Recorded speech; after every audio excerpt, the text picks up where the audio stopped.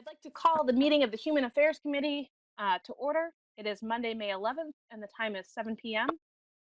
I have some notes here that I need to read first. As chairman of the Human Affairs Committee, I find that due to the state of emergency declared by the governor and as a result of COVID-19 pandemic, and in accordance with the governor's emergency order number 12, pursuant to the executive order 2020-04, this public body is authorized to meet electronically.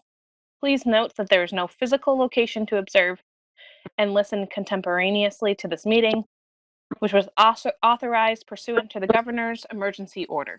However, in accordance with the emergency order, I am confirming that we are providing public access to the meeting by telephone with additional access possibilities by video or other electronic means. We are utilizing WebEx through the city's IT department for this electronic meeting. All members of the Human Affairs Committee have the ability to communicate contemporaneously during this meeting through this platform, and the public has access to contemporaneously listen in to this meeting through dialing the following number: 978-990-5298, and using the password 273974. The public may also view the meeting on Comcast Channel 16. We are also providing public notice of the necessary information for accessing the meeting. We previously gave notice to the public of the necessary information for accessing this meeting through public postings. Instructions have been provided in the City of Nashua's website at nashuanh.gov and publicly noticed at City Hall. We're providing a mechanism for the public to alert the public body during the meeting if there are problems with access. If anyone has any problem accessing the meeting via phone or channel 16, please call 603-821-2049 and they will help you connect. We will adjourn the meeting if the public is unable to access the meeting. In the event that the public is unable to access the meeting via the methods mentioned above, the meeting will be adjourned and rescheduled. Please note that all votes that are taken during this meeting shall be done by roll call vote. Will the clerk please call the roll when each member states their presence? Please also state whether there is anyone in the room with you during this meeting, which is required under the right to know law. Okay, Alderwoman Kelly. I am here. I am alone, and I can hear everybody. Alderman Harriet Gathright. Present. Please. Oh. I think Representative Harriet Gathright just spoke. Linda? Yeah, I'm on the phone. Okay, we didn't I see am. you on the list. Sorry about that, Linda. Thank you. That's okay. I couldn't get in. I don't know. The password is not working for me, so I dialed in. Okay. Alderman So Clay. I am. Yes, I am here. I'm alone presently. My husband and my two greyhounds are in the house, and I can hear everybody clearly. Alderman Karen. I am here and I am alone and I can hear everyone. Alderman Wilshire, I am here. I am alone and I can hear everyone as well. We do have a quorum. Great, thank you. I believe we also have in attendance Mr. Abramson from the police department. Is that correct? Yep, Bill Adamson, Nashua Police. Adamson. Sorry. That's okay. That's fine. Usually they call me Abramson, Anderson. No big deal. And I am alone. Great. Okay, communications. There are none. Unfinished business. None. New business resolutions. Before us this evening, we have Resolution 20-31 relative to the acceptance and appropriation of $122,122 from the state of New Hampshire Department of Justice into Police Grant Activity 2020 Coronavirus Emergency Supplemental Funding, CEFS program. I will make a motion to recommend final passage. The motion is final passage. Mr. Adamson, did you want to speak on this? I would love to. So yeah, this was a kind of a surprise grant that we got from the Bureau of Justice Assistance through the JAG program. And basically it's like a lot of this stuff, it's a lot of the unknown. So we haven't totally narrowed down our numbers as far as what we're going to spend exactly on, but the categories we're going to do are obviously PPE equipment. We're looking at the numbers. We're looking to probably do enough for each officer to have 3 to 5 sets of equipment, so goggles, masks, gowns, so that they're properly equipped when they go out in the field to obviously a COVID situation. We're looking at using the money for the electrostatic disinfection machines.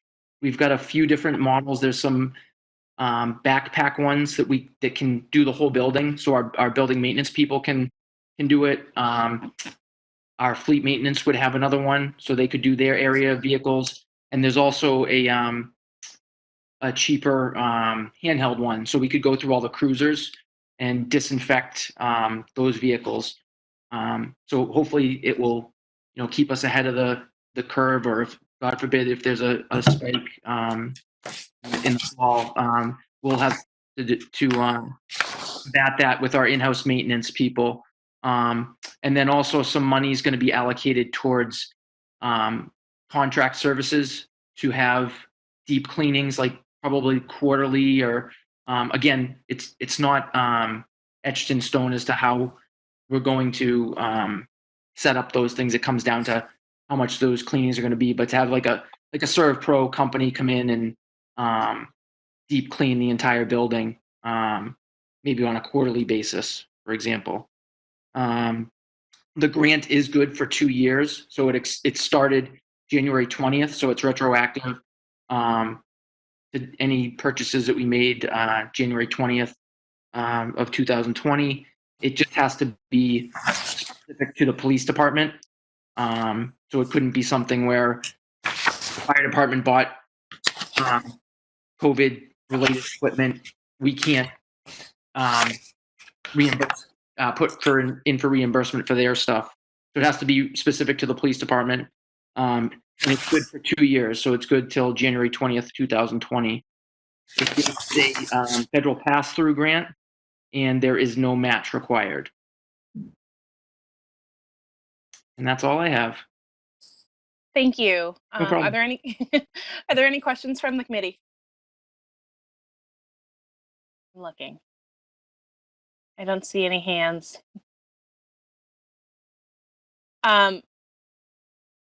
If there are no questions from my colleagues, I just have a couple of questions for you. Okay. I was interested in knowing first would you call it an electrostatic cleaner? What is that? It's electrostatic. It's basically like a mister. Okay. So it's a machine. It sends a mist all over whatever surface you're hitting. So it beats the traditional, you spray something and then use a towel to wipe it down. Whereas our building maintenance guys would do that. Well, you're technically spreading more germs by doing that, because I do one table and then I go to another table in a different area that could have, whatever, the flu, COVID, germs. You're just, basically transporting it throughout the building and equipment. If you look it up, the company that we're looking at is called eMist, EMIST. They have the backpack cordless units, so those can do up to. I've looked at it very sparingly. The bosses have all the information, but it looks like that unit, it's the big unit for like a 54,000 square foot building. I don't know off the top of my head the square footage of the police department, but I would say that would suffice. And I think what they mean with the square footage is when you put the solvent in, like how effective one round would be. And then the handheld is a similar thing. It sprays a mist, droplets, and that would be beneficial to the cruisers, not only the passenger or the area where the officers are driving and all that equipment in there. But obviously, if we're transporting prisoners, being able to disinfect those and to do it without having to down the vehicles until our building maintenance people or our fleet maintenance people came in, and or have a private company come in like ServPro or 24 Trauma. We would have the solvent, the equipment on hand to kind of do that ourselves right away and just get the units back out on the street. It's really interesting. I hadn't heard of one, Yeah. so I was wondering what it was. Yeah, they're pretty. The handheld one is pretty neat. I've seen a few different variations of it. Some schools have had them. Like I think Haverhill, Massachusetts, there was something on the news about them, and it almost looks like. Have you seen those? They're like massagers, but they like pound. They're like the new craze. It looks like a glorified remote control car controller. That's what I would say. Like the size of it. It's and then you just put the solvent in. You can put any solvent that you want in there. There's not like it doesn't have to be powder or liquid. Like you can mix a solution and then put it in there, so it's not going to harm the unit. So it's pretty durable. That's really interesting. Yeah. Thank you. My other question was, you had said you're going to purchase enough for 3 sets for each police officer. Are those disposable? Are you going to be reusing them? So again, the administration is still talking about that. They just tell me what they're going to spend it on, and I make sure that it's appropriate. As far as I know, yes, they would be disposable. And that, again, that's like the high end. What the price that one of the captains got was, it would be about $50 an officer to outfit for one setup. So I figured, I think five to 7 of them put us at like between $55,000 and $62,000 of that 122 to get them that. And that wouldn't be their regular setup. It would just be if they knew they were going through a COVID situation. Yeah, where they would have to have close contact with somebody, and they, it's not like it's like a life or death situation where they have the time to gear up. But it's a situation where they can't social distance for Understood. safety. I mean, obviously, I'm going to support this. It makes a lot of sense to give you guys some emergency funding, but I'm interested in making sure you guys have what you need and you're being safe out there. So yeah, and that's the thing. Like we want to, I don't think anybody's would have expected something like this, but Justin has helped us a lot. We've had private companies that have donated stuff, just like all the other departments in the city, and just the grant really helps us in the long run. If nothing happens, it gives us a stockpile of this stuff should something flare up in the next couple of years. And that, again, those machines, the e-misters, those can use those all the time. I mean, those will get tons of use. Great. Is there any more discussion or questions from the group? Okay. Will the clerk please call a roll? Thank you, Mr. Adamson. Thank you. Have a good night. Thanks, you too. Alderwoman Kelly. Yes. Alderman Harriet Gathright. Yes. Alderman Clee. Yes. Alderman Karen. Yes. And Alderman Wiltshire votes yes. We have 5 yeas, 0 nays.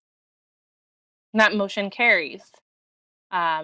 New business ordinances. We have none. Tabled in committee. We have R20026 on the table. We're going to leave it there until our next meeting. Hopefully we'll have some more information. So that has not changed. General discussion. Anybody? How about remarks? Anybody got remarks? Okay. We don't need a non-public. Do I have a motion? Motion to adjourn? Oh, Was that someone trying to hop in? Was that you, Alderman Karen? Yes, I was just going to motion to adjourn. Oh, thanks. Thanks, Alderman Karen. Okay, so the motion is to adjourn by roll call. Alderwoman Kelly. Yes. Alderman Harriet Gathright. Yes. Alderman Clee. Yes. Alderman Karen. Yes. Alderman Wilshire votes yes. We have 5 yeas, 0 nays. That motion carries. And we are adjourned at 7:15. Nice. Have a good Thank night, you, everybody. everyone. Thank you. Good night. See you Good night. tomorrow. Good night. Bye. Good night.